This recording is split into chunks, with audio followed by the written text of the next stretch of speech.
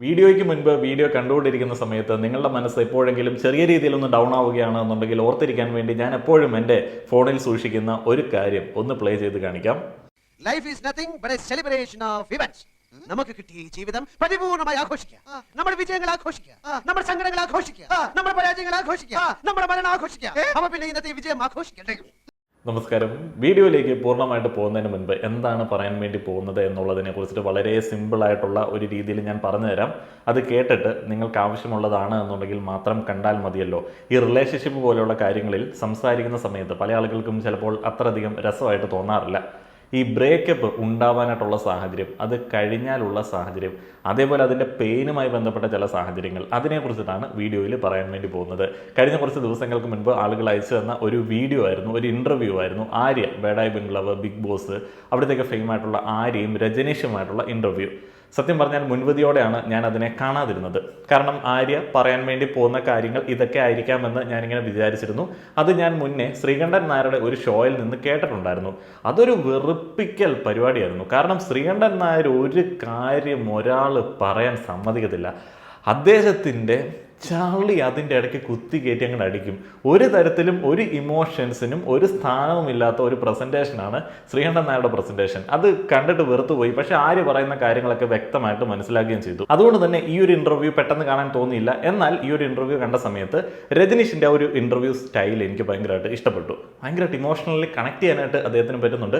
അദ്ദേഹത്തിൻ്റെ വാക്കുകൾ ഇടറുന്നുണ്ട്. ഒരു തുള്ളി കണ്ണീര് പോയിട്ടുണ്ടോ എന്നുള്ളതിനെ കുറിച്ചിട്ട് എനിക്കൊരു ഡൗട്ടുണ്ട്. ഏതായാലും ആ ഒരു ഇൻ്റർവ്യൂ മുഴുവനായിട്ട് കണ്ട സമയത്ത് കുറേയധികം ആളുകൾ എന്തുകൊണ്ടാണ് അത് അയച്ചു തന്നത് എന്നുള്ളതിനെ കുറിച്ചിട്ട് എനിക്ക് മനസ്സിലായി. എനിക്ക് ഈ ഒരു മേഖലയിൽ വലിയ പ്രാവീണ്യമൊന്നും ഇല്ല എന്നുണ്ടെങ്കിലും നിങ്ങളിൽ പല ആളുകളും അതേപോലെ തന്നെ എൻ്റെ പല സുഹൃത്തുക്കളും ഞാനത് കേൾക്കാൻ മനസ്സുള്ള ഒരു വ്യക്തിയാണ് എന്ന് വിചാരിച്ചിട്ട് പലതും എന്നോട് ഷെയർ ചെയ്യാറുണ്ട്.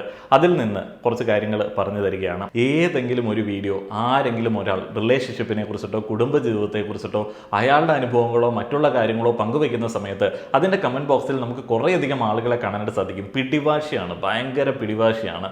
ഇതൊന്നും അനുവദിച്ചു കൊടുക്കാൻ പാടില്ല, അങ്ങനെ ഒന്നും ചെയ്തുകൂടാ, ഇങ്ങനെ ഒന്നും ചെയ്തുകൂടാ, അത് നമ്മുടെ സംസ്കാരമല്ല. ശ്രീകണ്ഠൻ നായർ ഇൻ്റർവ്യൂ എടുത്ത സമയത്ത് ശ്രീകണ്ഠൻ നായരെ ഇതൊന്നും പ്രോത്സാഹിപ്പിക്കരുതേ. രജനീഷ് ഇൻ്റർവ്യൂ എടുത്ത സമയത്ത് രജനീഷ് നിങ്ങൾ എന്തിനാണ് കരയുന്നത് എന്നൊക്കെ ആളുകൾ ചോദിക്കുന്നുണ്ട്. ഭയങ്കര പിടിവാശിയാണ്. മനുഷ്യൻ എന്ന് പറയുന്ന ആ ഒരു സാധനം അങ്ങോട്ട് മറന്നിട്ട് നമ്മളുടെ മനസ്സ് എന്ന് പറയുന്നത്, നമ്മൾ എന്ന് പറയുന്നത് വീക്കായിട്ടുള്ള സാധാരണമായിട്ടുള്ള ഇമോഷൻസ് ആയിട്ടുള്ള ഒരു സംഭവമാണ് എന്ന് മറന്നിട്ട് ഭയങ്കര പിടിവാശികളാണ്. പ്രണയിക്കുന്ന ആൾക്കാരും പ്രണയിക്കാൻ ആഗ്രഹിക്കുന്ന ആൾക്കാരും വിവാഹം ആലോചിക്കുന്ന ആൾക്കാരും എല്ലാ ആൾക്കാരും വിചാരിക്കുന്ന ഒരു സംഗതിയുണ്ട്, ഞങ്ങളുടെ ജീവിതത്തിൽ ഒരു പ്രശ്നം ഉണ്ടാവില്ല, ഞങ്ങൾ സൂപ്പറാണ്, എൻ്റെ ഭാര്യ അല്ലെങ്കിൽ എൻ്റെ പാർട്ട്ണർ, ഞാൻ ഒന്നും വേറൊരു ബന്ധത്തിലേക്കൊന്നും പോവില്ല, ഞങ്ങളുടെ മനസ്സ് അങ്ങനെയാണ്, ഞങ്ങൾ അവസാനം വരെ നല്ല അടിപൊളി കപ്പിളായിട്ട് പോകും. ഇങ്ങനെ പിടിവാശിയോടെ ജീവിക്കുന്ന സമയത്താണ് ആകെ മൊത്തം പ്രശ്നമായിട്ട് നിൽക്കുന്നത്. അങ്ങനെ പിടിവാശിയോടെ ജീവിക്കുന്ന സമയത്ത് എന്ത് സംഭവിക്കും? സംശയരോഗം ഉണ്ടാവും, വലിയ പെയിൻ ഉണ്ടാവും, അന്യായമായിട്ടുള്ള അൺറിയലിസ്റ്റിക് ആയിട്ടുള്ള എക്സ്പെക്റ്റേഷൻസ് അങ്ങോട്ടും ഇങ്ങോട്ടും ഉണ്ടാവും. ആകെ മൊത്തത്തിൽ ഒരു സ്വാതന്ത്ര്യമില്ലാത്ത അവസ്ഥ ജീവിതത്തിൽ ഉണ്ടാവും. നമ്മുടെ ചുറ്റിനും നടക്കുന്ന ഇവൻറ്റ്സ് ഒത്തിരിയധികം, ഈ റിലേഷൻഷിപ്പ് എന്ന് പറഞ്ഞു കഴിഞ്ഞാൽ ഭയങ്കര കോംപ്ലക്സ് ആണല്ലോ. നമുക്കിതുമായിട്ടൊന്നും ഒരു ബന്ധമില്ല, എല്ലാ സിഗ്മ മെയിലുകളാണ് എന്നുണ്ടെങ്കിലും ഈ പ്രശ്നങ്ങൾ ഒഴിഞ്ഞിട്ട് നമ്മുടെ നാട്ടിൽ ഒരു വേറെ കേസില്ല എന്നും ഇത് തന്നെ പ്രശ്നം. അപ്പോൾ അതിൽ നിന്നൊക്കെ നമ്മൾ മനസ്സിലാക്കേണ്ട ഒന്ന് രണ്ട് സംഗതികളുണ്ട്.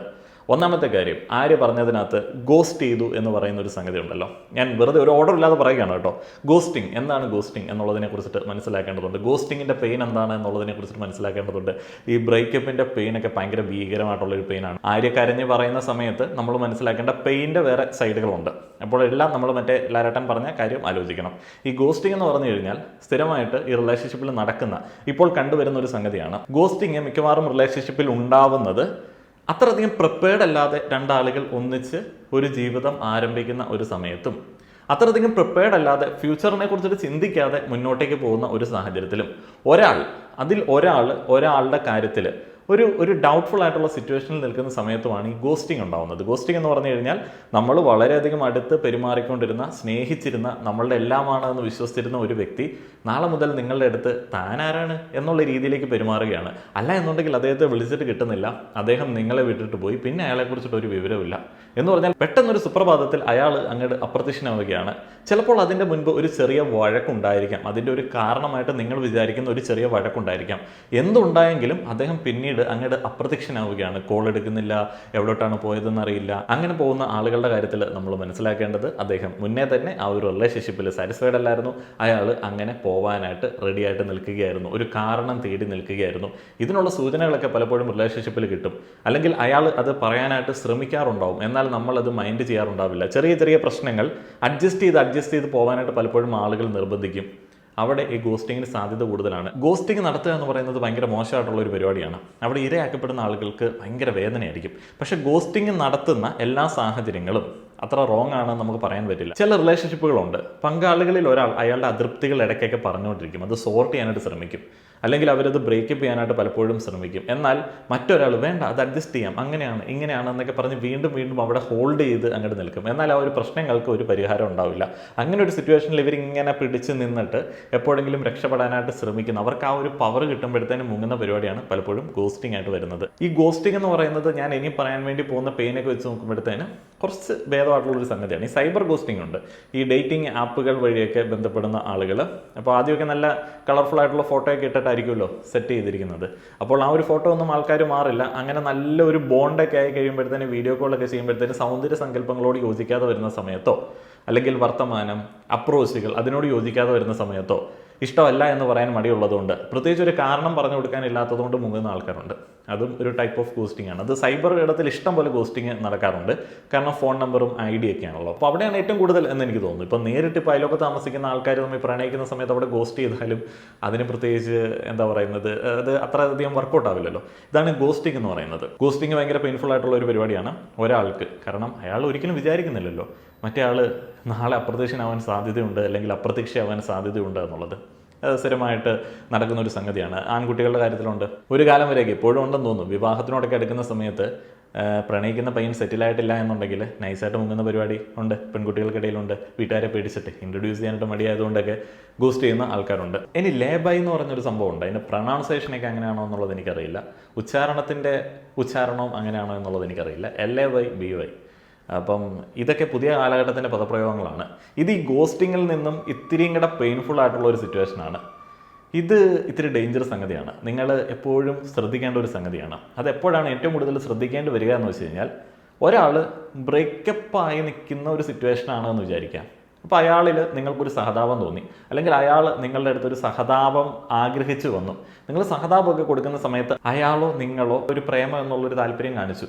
അപ്പോൾ ആ ഒരു താല്പര്യം കാണിക്കുന്ന സമയത്ത് നിങ്ങളെ സംബന്ധിച്ച് നിങ്ങൾ എന്താണ് വിചാരിക്കുന്നത്? ഓക്കെ, അയാൾ ബ്രേക്കപ്പായി നിൽക്കല്ലേ, നല്ലൊരു മച്ചാൻ അല്ലെങ്കിൽ നല്ലൊരു കുട്ടി, അപ്പോൾ അവരുടെ ഒരു വിഷമത്തിന് ഞാൻ ഇത്തിരി പ്രണയം അങ്ങോട്ട് കൊടുത്തിട്ട് അങ്ങോട്ടൊരു പരിഹാരമാക്കിയേക്കാം എന്ന് വിചാരിക്കും. അപ്പോൾ അങ്ങനെയുള്ളൊരു സിറ്റുവേഷനിൽ നമ്മൾ ആലോചിക്കേണ്ട ഒരു ഡേഞ്ചർ എന്താണെന്ന് വെച്ച് കഴിഞ്ഞാൽ, അവർ ഓൾറെഡി ഒരു റിലേഷൻഷിപ്പിൽ നിന്ന് വിഷമത്തിൽ ഇറങ്ങി വന്ന ഒരു വ്യക്തിയാണെന്നുണ്ടെങ്കിൽ അവരുടെ മനസ്സ്, അല്ലെങ്കിൽ അവർ പല കേസുകളിലും പിന്നീട് അങ്ങോട്ടേക്ക് പോകാനായിട്ടുള്ള ഒരു ആഗ്രഹം പ്രകടിപ്പിക്കും. അപ്പോൾ തിരിച്ചൊരു വിളി അല്ലെങ്കിൽ അതിൻ്റെ ഒരു പാച്ചപ്പ് അവർ ആഗ്രഹിക്കുന്നുണ്ടാവും. അങ്ങനെ ഒരു പാച്ചപ്പ് ആഗ്രഹിക്കുന്നുണ്ട്, എന്നാൽ അത് ശരിയായില്ല എന്നുണ്ടെങ്കിൽ എന്ത് ചെയ്യും? അതേപോലെ തന്നെ ഇപ്പോൾ ചാരാൻ ഒരു തോള് വേണം എന്നൊക്കെ വിചാരിക്കുന്ന ഒരു സിറ്റുവേഷൻ ഉണ്ട് എന്നുണ്ടെങ്കിൽ നിങ്ങളെ അവരൊരു ലേബയായിട്ടായിരിക്കും വെച്ചിരിക്കുക. അതൊരു ഭയങ്കര പെയിൻഫുൾ ആയിട്ടുള്ള സിറ്റുവേഷനാണ്. നിങ്ങൾക്ക് കംപ്ലീറ്റ് ആയിട്ട് അയാളെ അല്ലെങ്കിൽ ആ പെൺകുട്ടിയോ ആരാണെങ്കിലും ഇങ്ങോട്ടേക്ക് കിട്ടുമോ? അത് കിട്ടത്തുമില്ല. അവരെപ്പോഴും ആ ഒരു പെയിൻ്റകത്ത് ഇങ്ങനെ നിൽക്കുകയായിരിക്കും. അവർക്ക് കൂടുതലും മറ്റേ ഭൂതകാല ഓർമ്മകളൊക്കെ ആയിരിക്കും. എന്നാൽ ഇതിൽ നിന്ന് വിട്ടിട്ട് പോകാനായിട്ട് പറ്റുമോ? ഇല്ല. കാരണം അവർ നമ്മളിങ്ങനെ ഹോൾഡ് ചെയ്ത് പിടിച്ചിരിക്കുകയാണ്. അവരൊരു ഹോപ്പ് തന്നുകൊണ്ടിരിക്കും. അത് ഇത്തിരി വേദനാജനകമായിട്ടുള്ള ഒരു അൺസർട്ടനിറ്റി സിറ്റുവേഷനാണ്. അൺസർട്ടനിറ്റി നമ്മളെല്ലാവരും കേൾക്കാൻ ആഗ്രഹിക്കാത്ത ഒരു വേർഡാണ്, ഒരു സിറ്റുവേഷനാണ്. എന്ന് പറഞ്ഞാൽ ഒരു തീരുമാനമില്ലാത്തൊരവസ്ഥ. അത് ഭയങ്കര ഡേഞ്ചർ ഒരവസ്ഥയാണ്. അല്ല, ഇനിയിപ്പോൾ നിങ്ങൾക്കാണ് ബ്രേക്കപ്പ് ഫേസ് ചെയ്യേണ്ടി വന്നത്, ആകെ മൊത്തം പെയിൻഫുൾ സിറ്റുവേഷനാണെന്ന് വിചാരിക്കുക. നിങ്ങൾക്ക് ആകെ മൊത്തം പ്രശ്നമാണ്, ആകെ മൊത്തം വിഷമമാണ്. അപ്പോൾ നമുക്ക് ഈ ബ്രേക്കപ്പിൻ്റെ ഒന്നും വിഷമം വീട്ടുകാരോടൊന്നും ഷെയർ ചെയ്ത് കഴിഞ്ഞാൽ അത്ര സുഖം ഉണ്ടാവത്തില്ലല്ലോ. കൂട്ടുകാരൊന്നും പലപ്പോഴും അതിനെ അങ്ങനെ അത്ര നൈസായിട്ട് എടുക്കത്തുമില്ല. അപ്പോൾ ഏതെങ്കിലും തരത്തിൽ നമ്മളോട് താല്പര്യമുള്ള ഓപ്പോസിറ്റ് സെക്സിലുള്ള ആളുകളൊക്കെ ആയിരിക്കും പലപ്പോഴും ഈ ഒരു സിറ്റുവേഷനിൽ, ഫ്രണ്ട്സ് ആയിരിക്കും ഈ ഒരു സിറ്റുവേഷനിൽ കുറച്ചെങ്കിലും ഈ ഒരു കാര്യങ്ങളൊക്കെ കേൾക്കുന്നത്. അപ്പോൾ നിങ്ങൾ അങ്ങനെ ഒരു ബ്രേക്കപ്പ് സിറ്റുവേഷൻ ഫേസ് ചെയ്ത് നിൽക്കുകയാണ്. അപ്പോൾ നിങ്ങളൊരു പെൺകുട്ടിയോടോ ആൺകുട്ടിയോടോ നിങ്ങളുടെ ആ ഒരു വിഷമങ്ങളൊക്കെ പറയുന്ന സമയത്ത് അയാൾക്കൊരു താല്പര്യം ഉണ്ടാവുന്നുണ്ട് എന്നുണ്ടെങ്കിൽ അതിന് വളവിട്ട് കൊടുക്കുന്നതിന് മുൻപ് ആലോചിക്കേണ്ടത് നിങ്ങൾ കംപ്ലീറ്റ് ആയിട്ട് അതിൽ നിന്ന് പുറത്തേക്ക് വന്നിട്ടുണ്ടോ എന്നുള്ളതാണ്. കംപ്ലീറ്റ് ആയിട്ട് അതിൽ നിന്ന് പുറത്തേക്ക് വന്ന് ഇനി തിരിച്ചു പോവില്ല എന്നുള്ളത് ഉറപ്പിച്ച്, തിരിച്ച് പോവത്തില്ല എന്ന് ഉറപ്പിക്കുന്നതിന് ഇന്ന കാരണങ്ങളുണ്ട്, അതിൽ 100% നിങ്ങൾ ഷുവർ ആക്കിയിട്ട് മാത്രം ഇവിടെ ഒരു ഹോപ്പ് കൊടുക്കുക. കംപ്ലീറ്റ് ആയിട്ട് അതിൽ നിന്ന് വരണമെന്ന് പറയുന്നത്, കംപ്ലീറ്റ് ആയിട്ട് അതിൽ നിന്ന് വരേണ്ട എന്നൊക്കെ ഈ സയൻസിനകത്തൊക്കെ പറയും, സൈക്കോളജി മറ്റേ വെബ്സൈറ്റുകളിലൊക്കെ പറയും കംപ്ലീറ്റ് ആയിട്ട് അതിൽ നിന്ന് പുറത്തേക്ക് വരണ്ട എന്നുള്ളത്. പക്ഷെ പുറത്തേക്ക് വന്നില്ല എന്നുണ്ടെങ്കിൽ ഇപ്പുറത്ത് നിൽക്കുന്ന ആൾക്ക് അതൊരു ഡേഞ്ചറാണ്. നാളെ ഏതെങ്കിലും സിറ്റുവേഷനിൽ എന്തെങ്കിലും ഒരു മിസ്അണ്ടർസ്റ്റാൻഡിങ് കൊണ്ടുള്ള ഒരു ബ്രേക്കപ്പ് ആണെന്നുണ്ടെങ്കിൽ, അവർ പാച്ചപ്പായിട്ടുണ്ട് എന്നുണ്ടെങ്കിൽ, ഇയാൾ ആകെ മൊത്തത്തിൽ അങ്ങോട്ട് അനാഥനായി പോകും. അയാൾക്കൊരു ബെറ്ററൽ സിറ്റുവേഷൻ അനുഭവിക്കേണ്ടി വരും. അതാണ് ഈ ലേബൈ എന്ന് പറയുന്ന ഒരു അവസ്ഥ. ഒരാളെ ലേബൈ ആക്കി വെക്കുക എന്ന് പറഞ്ഞു കഴിഞ്ഞാൽ നിങ്ങൾക്ക് ഉറപ്പൊന്നുമില്ല അയാളെ നിങ്ങൾ പ്രേമിക്കുക എന്നുള്ളത്, അയാൾക്ക് ഉറപ്പൊന്നുമില്ല നിങ്ങളെ കിട്ടുമോ എന്നുള്ളത്. ഇനി ലേബൈ സിറ്റുവേഷൻ വരുന്ന ഒരു സിനാരിയോ ആണ് എക്സ്ട്രാ മാരിറ്റൽ അഫെയർ ഒക്കെ ഉണ്ട്. മനുഷ്യൻ കൂടുതലും ഈ ഡേ ടു ഡേ ജോബിനൊക്കെ പോകുന്ന എപ്പോഴും വീട്ടിലിരിക്കുന്ന ആളുകളൊന്നുമല്ലല്ലോ. അപ്പം നമ്മൾ പല സാഹചര്യങ്ങളിലും കൂടുതൽ സ്പെൻഡ് ചെയ്യുന്നത് നമ്മുടെ കൊളീഗ്സിൻ്റെ ഒക്കെ അടുത്തായിരിക്കും. അപ്പോൾ അങ്ങനെയുള്ളൊരു സാഹചര്യത്തിൽ അവിടെ ഒരാളോട് ഒരു പ്രണയം തോന്നുകയാണ്, അയാൾക്കൊരു ഭാര്യയുണ്ട്, നിങ്ങൾ അവിവാഹിതയാണ്. അപ്പോൾ അങ്ങനെ ഒരു സിറ്റുവേഷനിൽ അയാൾ ആ ഒരു മാരിറ്റൽ റിലേഷൻഷിപ്പിൽ ഇത്തിരി സാറ്റിസ്ഫൈഡ് ഒന്നും അല്ല എന്നുണ്ടെങ്കിൽ അയാൾ നിങ്ങൾക്കൊരു ഹോപ്പ് തരാൻ സാധ്യതയുണ്ട്. അയാളുടെ ചില നീഡുകൾ ഉണ്ടായിരിക്കാം, അല്ലെങ്കിൽ ഒരു നീഡും ഉണ്ടായിരിക്കില്ല, വെറും ഇമോഷണൽ സപ്പോർട്ട് മാത്രം മതിയായിരിക്കും. അയാൾ ഇങ്ങനെ ഒരു ഹോപ്പ് തരുന്നു. അയാളുടെ മാരേജ് റിലേഷൻഷിപ്പിൽ എന്തെങ്കിലും പ്രശ്നങ്ങളുണ്ടെന്നുണ്ടെങ്കിൽ അയാൾ വിചാരിക്കുന്നു ഡിവോഴ്സ് ആവാം, എന്നിട്ട് ഈ ഒരു റിലേഷൻഷിപ്പിലേക്ക് പോവാം, അപ്പോൾ നിങ്ങൾ വിചാരിക്കുന്നു അയാൾ ഡിവോഴ്സ് ആവുന്നു എന്നൊക്കെ പറഞ്ഞിട്ടുള്ള ഒരു പ്രണയ പരിപാടികളൊക്കെ നടക്കാറുണ്ട്. അപ്പോൾ അവിടെയും ഈ ലേബയാക്കുന്ന പരിപാടിയാണ് നടക്കുന്നത്. ചില സാഹചര്യങ്ങളിൽ മറ്റേ സിനിമയ്ക്കകത്ത് നമ്മൾ കാണുന്നത് പോലെ ദിലീപിനെ പോലെ പെട്ടെന്ന് ഇങ്ങനെ ഒരു തിരിച്ചറിവ് വന്നിട്ട് അയാൾ ഭാര്യയുമായിട്ട് കൂടുതൽ സ്നേഹിച്ച് പിന്നീട് ഇയാളുടെ അടുത്ത് ആ ഒരു സ്നേഹം കാണിക്കാതിരിക്കുകയും ഈ ലേബയാക്കി വെച്ചിട്ടുള്ള ആൾ മറ്റേ മാരീഡ് ആയിട്ടുള്ള ഒരാളെ സ്നേഹിച്ചിട്ടുള്ള ഒരാൾ ആകെ മൊത്തത്തിൽ അങ്ങ് ഡൗൺ ആയി പോവുകയും ഒരു തേപ്പ് ഫീൽ അടിക്കുകയും ചെയ്യും. ഇനിയിപ്പം രണ്ട് മാരീഡ് ആയിട്ടുള്ള ആളുകളും ഇങ്ങനെ ബാക്കപ്പ് ഓപ്ഷൻസ് വെച്ചിട്ട് സ്നേഹിക്കാറുണ്ട്. അതെല്ലാം ഈ ലേബൈ ഓപ്ഷനകത്തുള്ളതാണ്. എന്ന് പറഞ്ഞാൽ ഇത്ര ഓപ്ഷനേ ഉള്ളൂ. നിങ്ങൾ സ്നേഹിക്കുന്ന ഒരാൾക്ക് വേറെ ഒരാൾ ഉണ്ട്. അത് ആക്റ്റീവ് ആയിരിക്കാം, അല്ലെങ്കിൽ ഇനാക്റ്റീവ് ആയിരിക്കാം, അല്ലെങ്കിൽ അവർ തമ്മിൽ എന്തെങ്കിലും പ്രശ്നം ഉണ്ടായിരിക്കാം, അല്ലെങ്കിൽ ഇല്ലായിരിക്കാം. നിങ്ങൾക്ക് കിട്ടുമെന്നുള്ളൊരു പ്രതീക്ഷ മാത്രമേ ഉള്ളൂ.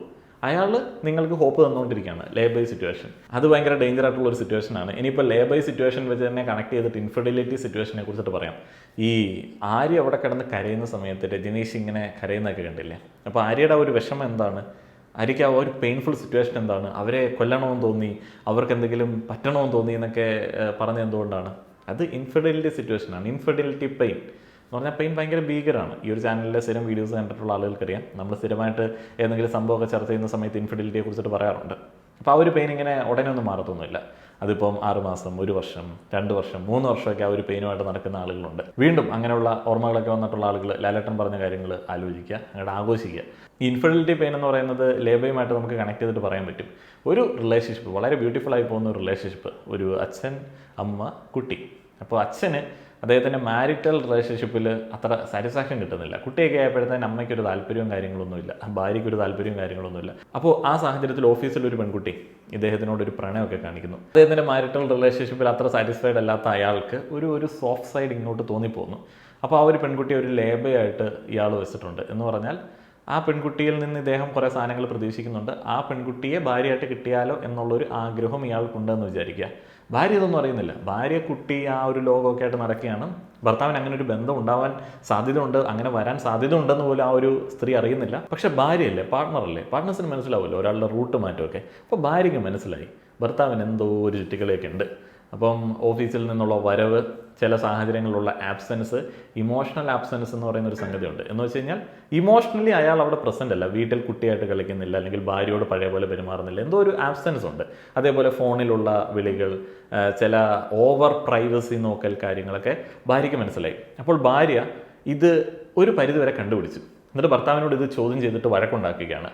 ഓൾറെഡി ഭാര്യയിൽ അതിർത്തി ഉണ്ടായിരുന്ന ഭർത്താവിന് ഭാര്യയോട് ഈ ഒരു ചോദ്യം ചെയ്യലും വഴക്കും തീരെ സഹിക്കാൻ പറ്റില്ല. ഇവരങ്ങോട്ടും ഇങ്ങോട്ടും ആകെ മൊത്തം തമ്മിലടിച്ച് ഭയങ്കരമായിട്ട് വിഷയമായി. എനിക്ക് നീയുമായിട്ട് ജീവിക്കാനായിട്ട് താല്പര്യമില്ല എന്ന് പറയുന്ന സമയത്ത് അയാൾ അദ്ദേഹത്തിന് ഉള്ള ആ ഒരു റിലേഷൻഷിപ്പിലെ പെൺകുട്ടിയെ ഇൻട്രൊഡ്യൂസ് ചെയ്യുകയാണ്, അല്ലെങ്കിൽ ആ ഒരു പെൺകുട്ടിയെക്കുറിച്ച് തുറന്നു പറയുകയാണെന്നുണ്ടെങ്കിൽ ഭാര്യയ്ക്ക് ഒരു കട്ട തേപ്പ് ഫീൽ അടിക്കും. കാരണം അദ്ദേഹം പ്രതീക്ഷിച്ചിട്ടുണ്ടാവില്ല, അദ്ദേഹം ഇത് ഒരിക്കലും എക്സ്പെക്റ്റ് ചെയ്തിട്ടുണ്ടായിരിക്കില്ല. അതേപോലെ തന്നെ ഭർത്താവിനെ അത്രമേൽ സ്നേഹിച്ചിട്ടുള്ള ഒരു വ്യക്തി ആയിരുന്നായിരിക്കാം. അപ്പോൾ ആ ഒരു സിറ്റുവേഷനിൽ അയാൾക്കൊരു കട്ട തേപ്പ് ഫീൽ അടിക്കും. പെട്ടെന്ന് താൻ, കുട്ടി, തൻ്റെ ഭർത്താവ് എന്ന് പറയുന്നതിൻ്റെ ഇടയിലേക്ക് ഒരു പെണ്ണ് കയറി വരുന്നു. താൻ ആരുമല്ലാത്തവളായി പോകുന്നു, താൻ ഒരു സിംഗിൾ മദറായി പോകുന്നു, വേറൊരാൾ പെട്ടെന്ന് വന്ന് ആ ഒരു സ്ഥാനത്തിലേക്ക് വരുന്നു എന്നൊക്കെ പറയുമ്പോൾ ആ ഒരു ഇല്ലാണ്ടായി പോകുന്ന സിറ്റുവേഷനാണ് ഇൻഫെർട്ടിലിറ്റി എന്ന് പറയുന്നത്. അതാണ് ഇൻഫെർട്ടിലിറ്റി പെയിൻ എന്ന് പറയുന്നത്. അപ്പോൾ ആ ഒരു പെയിനാണ് ഭയങ്കര ഭീകരമായിട്ടുള്ള റിലേഷൻഷിപ്പിലെ പെയിൻ എന്ന് പറയുന്നത്. ആ ഒരു പെയിൻ വരുമ്പോഴത്തേന് വലിച്ചെറിയപ്പെട്ട ഒരാളുടെ ഒരു പ്രതീതിയിലാണ് കാര്യങ്ങളെ ആളുകൾ ഡീൽ ചെയ്യുക. ഇത് ശരിക്കും പറഞ്ഞാൽ സ്ത്രീകൾക്ക് കുറച്ചും കൂടെ പെട്ടെന്ന് ഓവർകം ചെയ്യാൻ പറ്റുമെന്നുള്ളതാണ് ഞാൻ കുറേ സ്ഥലങ്ങളിൽ വായിച്ചത്. പുരുഷന്മാർക്ക് ഇത് വേറെ കുറേ രീതിയിൽ കണക്റ്റ് ആവും. എന്ന് പറഞ്ഞാൽ നമ്മുടെ സൊസൈറ്റി എങ്ങനെയാണ്, ഒരു പുരുഷൻ അദ്ദേഹത്തിൻ്റെ ഇണയാൽ ഉപേക്ഷിക്കപ്പെടുന്ന സമയത്ത്, ഒരു പുരുഷൻ ഡിവോഴ്സ് ചെയ്യപ്പെടുന്ന സാഹചര്യത്തിൽ, ഒരു പുരുഷൻ അദ്ദേഹത്തിൻ്റെ ഇണ മറ്റൊരു ആളുമായിട്ട് ബന്ധമുണ്ട് എന്ന് കണ്ടുപിടിക്കുന്ന സാഹചര്യത്തിൽ സൊസൈറ്റി പറയുന്ന ഒരു സംഗതി അവന് കഴിവില്ലാത്തതുകൊണ്ടായിരിക്കും എന്നുള്ളതാണ്. അപ്പോൾ പുരുഷന്മാർക്ക് ഇത് ഭയങ്കരമായിട്ട് ഒരു ഈഗോയിലേക്ക് തട്ടും. അങ്ങനെയാണ് നമ്മൾ കഴിഞ്ഞിടയ്ക്ക് ഒരുത്തനെ കണ്ടില്ലേ, എനിക്ക് അവൻ ആത്മഹത്യ ചെയ്തിട്ടും എനിക്ക് അവനോട് ദേഷ്യം മാറിയിട്ടില്ല. അവൻ്റെ ഭാര്യ ആരുടെങ്ങാണ്ട് കൂടെ പോയെന്ന് പറഞ്ഞിട്ട് അവരുടെ വീഡിയോ എടുത്തിട്ട് ഇവനങ്ങ് തൂങ്ങിച്ചെത്തും. ആ കൊച്ചുങ്ങളൊക്കെ ഒന്ന് ആലോചിച്ച് നോക്കി, ആ കൊച്ചിൻ്റെയൊക്കെ ഭാവി ഒന്ന് ആലോചിച്ച് നോക്കി. ഒരു കുട്ടിയുണ്ട്, അവനങ്ങ് ആത്മഹത്യ ചെയ്ത് ആരോടങ്ങ് റിവെഞ്ച് ചെയ്തു.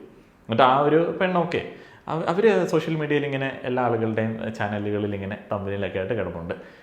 പക്ഷേ അവിടെ ഒരു കുട്ടിയുണ്ട്, അദ്ദേഹത്തിൻ്റെ അമ്മയോടാണ് ഈ ഒരു ചതി ചെയ്തിരിക്കുന്നത്. അത് ഇവൻ്റെ കുട്ടിയാണ്, ഒന്ന് ആലോചിച്ച് നോക്കണം. ആണുങ്ങൾ അങ്ങനെയുള്ള കുറേ അബദ്ധങ്ങൾ കാണിക്കും. ആണുങ്ങൾ ആത്മഹത്യ ചെയ്യാറുണ്ട്. കഴിഞ്ഞ ദിവസം നമ്മൾ കണ്ടില്ല, ഒരു പയ്യൻ ആത്മഹത്യ ചെയ്തു. ആ ഒരു പയ്യൻ്റെ വീട്ടുകാരൊക്കെ വന്ന് ഇൻ്റർവ്യൂ ഒക്കെ കൊടുക്കുന്നു. ഗൾഫിൽ നിന്ന് ഭാര്യയ്ക്ക് എല്ലാം അയച്ചു കൊടുക്കുമായിരുന്നു, പണമൊക്കെ അയച്ചു കൊടുക്കുമായിരുന്നു. പക്ഷേ എന്ത് ചെയ്യാം, ഭാര്യയ്ക്ക് വേറെ ഒരാളുമായിട്ട് റിലേഷൻഷിപ്പായി. ഇയാൾക്കത് താങ്ങാൻ പറ്റാവുന്നതിൽ അധികമായിരുന്നു. അതാണ് ഇൻഫിഡിലിറ്റി പെയിൻ എന്ന് പറയുന്നത്. ഇതുവരെ നമ്മളെല്ലാമാണ് എന്ന് വിചാരിച്ചിരുന്ന ഒരാൾ നമ്മളുടെ അടുത്ത് പറയുകയാണ്, നിങ്ങളല്ല എനിക്ക് എല്ലാമായിട്ടുള്ളൊരു വ്യക്തി, എനിക്ക് വേറൊരാളാണ് എല്ലാമായിട്ടുള്ള വ്യക്തി എന്നുള്ളത്. അപ്പോൾ ആ ഒരു സമയത്ത് നമ്മൾ അതുവരെ കേൾക്കാത്ത കുറേയധികം കാരണങ്ങൾ അതിനെ സാധൂകരിക്കാൻ വേണ്ടി, അതിനെ ന്യായീകരിക്കാൻ വേണ്ടി അവർ പറയും. ആ ഒരു കാരണങ്ങൾ കേൾക്കുമ്പോഴത്തേന് അവരെ സ്നേഹിച്ചിരുന്ന പ്രണയിച്ചിരുന്ന ആൾ ആകെ മൊത്തം ഡൗൺ ആയി പോകും. ഇവിടെയൊക്കെ നമ്മൾ മനസ്സിലാക്കേണ്ടത് പിടിവാശികൾ മാറ്റി വെക്കുക, വളരെ സിമ്പിളായിട്ട് ലൈഫിനെ നോക്കി കാണുക. ആർക്കും എപ്പോൾ വേണമെങ്കിലും എങ്ങനെ വേണമെങ്കിലും ഇമോഷൻസ് ഫീലിങ്സ് ഒക്കെ വരാൻ സാധ്യതയുണ്ട്. നിങ്ങൾ ആരെങ്കിലും പ്രണയിക്കുന്നുണ്ട്, നിങ്ങളുടെ കാമുകിയോ കാമുകനോ മറ്റൊരു ബന്ധത്തിലേക്ക് പോവുകയാണെന്നുണ്ടെങ്കിൽ, നിങ്ങളത് അറിയിക്കുകയാണെന്നുണ്ടെങ്കിൽ എത്രയും പെട്ടെന്ന് അവിടെ നിന്ന് മാറാനായിട്ട് നോക്കുക. കാരണം മനുഷ്യന്മാർക്ക് ഒരു ഇണ എന്ന് പറയുന്നതിൻ്റെ ഒരു സംഭവത്തിൽ നോക്കുകയാണെന്നുണ്ടെങ്കിൽ മനുഷ്യന്മാരുടെ ഒരു രീതി വെച്ചിട്ട് ഒരാളോടാണ് ഏറ്റവും കൂടുതൽ ആത്മാർത്ഥത കാണിക്കാൻ പറ്റുക. അപ്പോൾ അയാളുമായിട്ട് ഒരു പ്രണയമുണ്ട്, നിങ്ങളിൽ നിന്ന് മാറിപ്പോകുന്ന ഒരു സാഹചര്യത്തിൽ കംപ്ലീറ്റ്ലി അയാളോട് തന്നെ ആയിരിക്കും ഒരു കൂറൊക്കെ ഉള്ളത്. അപ്പം ഇത് ഡേഞ്ചർ സിറ്റുവേഷനാണ്. അപ്പോൾ അങ്ങനെ ഒരു ഡേഞ്ചർ സിറ്റുവേഷനിൽ പെടാതിരിക്കുക. അങ്ങനെയുള്ള ഡേഞ്ചർ സിറ്റുവേഷനിലൊക്കെ സ്ത്രീകൾ കുട്ടികളെ കൊന്നു, ഭർത്താവിനെ അപായപ്പെടുത്തി എന്നൊക്കെ പറഞ്ഞിട്ടുള്ള വാർത്തകൾ കേട്ടിട്ടില്ലേ. അതുകൊണ്ട് അങ്ങനെയുള്ള സിറ്റുവേഷനിൽ ഒരാളെ ഹോൾഡ് ചെയ്ത് പിടിച്ച് വെക്കാനായിട്ടുള്ള ആ ഒരു ശ്രമം ഉപേക്ഷിക്കുക. അവിടെ നിന്ന് നൈസായിട്ട് സ്കൂട്ടാവാനായിട്ട് നോക്കുക. പിന്നെ ആത്മഹത്യ ചെയ്യുന്നത് ഒന്നിനൊരു പരിഹാരമല്ല. ആത്മഹത്യ ചെയ്യുന്നത് നിങ്ങളുടെ ഒരു രക്ഷപ്പെടലാണെന്ന് നിങ്ങൾ വിചാരിക്കും. ആക്ച്വലി ഓപ്പോസിറ്റ് നിൽക്കുന്ന ആൾക്കാണ് ഏറ്റവും കൂടുതൽ രക്ഷ. കാരണം അയാൾക്ക് ഇതൊന്നും കാണണ്ടല്ലോ. അയാൾ അവരുടെ പുതിയ പാർട്ട്ണറോടൊപ്പം സന്തോഷത്തോടെയോ അല്ലാതെയൊക്കെ ജീവിക്കും. മറ്റേ കർമ്മ ഐസേ ബൂമറാങ് എന്നൊക്കെ നമുക്ക് ചുമ്മാ സന്തോഷത്തിന് വേണ്ടി പറയാം, അല്ലെങ്കിൽ ഒരു ആശ്വാസത്തിന് വേണ്ടി പറയാമെന്നുണ്ടെങ്കിലും ചിലപ്പോൾ അവർ നല്ലതായിട്ടൊക്കെ ചിലപ്പോൾ ജീവിക്കാൻ സാധ്യതയുണ്ട്. അതൊന്നും ഈ കർമ്മ ഐസേ ബൂമറാങ് എന്നുള്ളതിനൊന്നും പ്രത്യേകിച്ച് സയൻറ്റിഫിക് എവിഡൻസ് ഒന്നും ഇല്ലല്ലോ. അപ്പോൾ അങ്ങനെയാണ് അതിൻ്റെ ഒരു പരിപാടി. പിന്നെ ജീവിച്ച് കാണിക്കുക എന്നുള്ളതാണ് ഏറ്റവും വലിയ പ്രതികാരം. ജീവിച്ച് കാണിച്ചു കൊടുക്കുക. പിന്നെ silence is the best punishment എന്നും കേട്ടിട്ടില്ലേ. മിണ്ടാതിരിക്കുക, ഓക്കെ അങ്ങനെയാണ് പൊയ്ക്കോ എന്ന് പറഞ്ഞിട്ട് പോരുകയാണെന്നുണ്ടെങ്കിൽ അതിലും വലിയ പണിഷ്മെൻറ്റ് കൊടുക്കാനില്ല. അപ്പോൾ ഇങ്ങനെയൊക്കെയാണ് ഇതിൻ്റെ കാര്യങ്ങൾ. ആ ഒരു ഇൻ്റർവ്യൂ കണ്ട സമയത്ത് അതിൻ്റെ താഴെ കുറേ കമൻറ്റ്സ്, ആകെ മൊത്തം ഇമോഷണൽ സംഭവം. പിന്നെ അങ്ങനെ നോക്കിയപ്പോഴത്തേനാണ് എനിക്ക് തോന്നിയത് ഈ ഒരു കാര്യങ്ങൾ കുറേയധികം ആളുകൾക്ക് പറഞ്ഞു കൊടുക്കുക എന്നുള്ളത്. നിങ്ങളുടെ അഭിപ്രായങ്ങൾ അറിയാൻ ആഗ്രഹമുണ്ട്. നന്ദി.